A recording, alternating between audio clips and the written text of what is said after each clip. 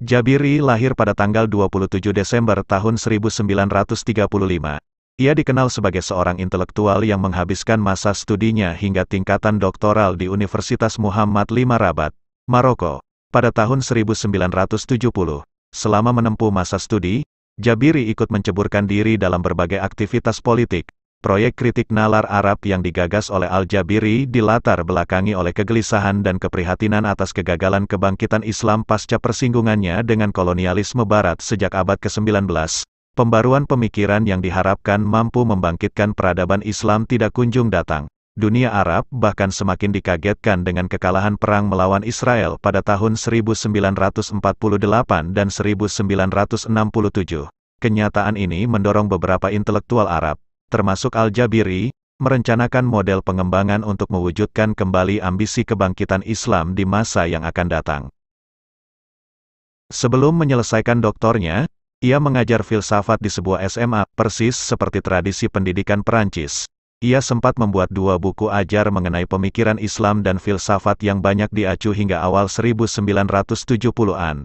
Pada 1967 ia menyelesaikan ujian doktor dengan tesis pradoktoral mengenai filsafat sejarah Ibnu Khaldun di bawah bimbingan filsuf dan novelis jebolan Sorbonne, Muhammad Aziz Lahbabi.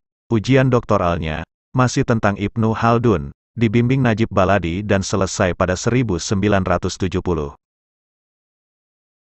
Untuk membongkar nalar berpikir, Jabiri menelisik bagaimana produksi pengetahuan Arab Islam masa lalu bekerja. Ada 3 jenis nalar yang menurutnya perlu dibongkar supaya memberikan daya dobrak inovasi dan kemajuan. Nalar pertama terkait dengan penafsiran tekstual keagamaan alias bayani. Nalar berikutnya terpaut dengan penalaran secara deduktif pada ilmu alam, burhani. Nalar yang ketiga berkelindan dengan pengalaman batin mistis yang lebih terkait soal tradisi esoteris, irfani. Epistemologi bayani yaitu pola pikir yang bersumber dari nas, ijma, ijtihad dan ilmu bahasa Arab. Epistemologi burhani yang dimaksud di sini adalah bahwa mengukur benar tidaknya sesuatu adalah dengan berdasarkan kemampuan manusia berupa pengalaman manusia dan akal dengan terlepas dari teks wahyu yang bersifat sakral. Sumber epistemologi ini adalah realita dan empiris, alam sosial dan humanitis dalam arti ilmu adalah diperoleh dari hasil percobaan, penelitian, eksperimen. Dalam peradaban Arab Islam, diskusi mengenai kajian-kajian bayani dikelompokkan menjadi 2.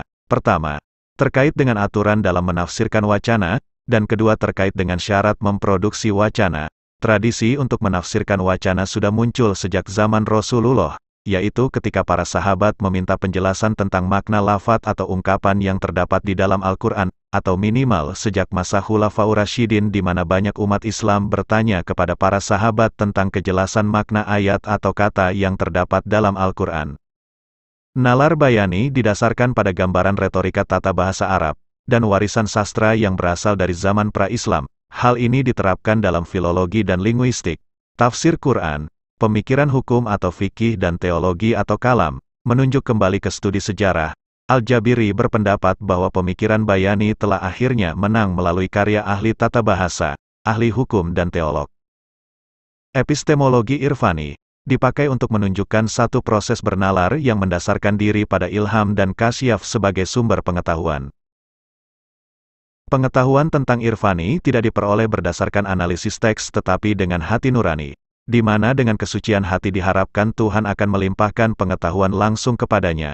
Dari situ kemudian dikonsepsikan atau dimasukkan dalam pikiran sebelum dikemukakan kepada orang lain. Secara metodologis, pengetahuan ruhani diperoleh melalui 3 tahapan, yaitu persiapan, penerimaan, dan pengungkapan, baik secara penggambaran maupun tulisan.